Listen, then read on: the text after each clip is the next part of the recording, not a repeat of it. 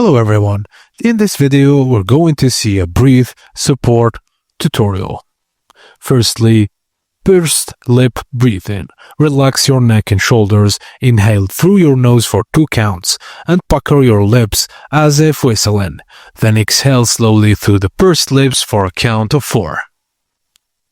Practice this 4 to 5 times a day. 2.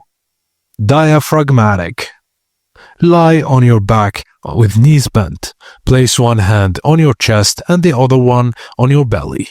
Inhale through your nose, feel in your belly rise. Then exhale through pursed lips while lightening or tightening your abdominal muscles.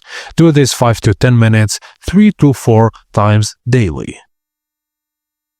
Now, breathe focus techniques. Sit or lie comfortably, breathe deeply, focusing on the rise and fall of your abdomen. Visualize calm as you inhale and tension leaving as you exhale. Then use phrases like inhale in peace and exhale in tension. Start with 10 minutes and gradually increase to 20 minutes.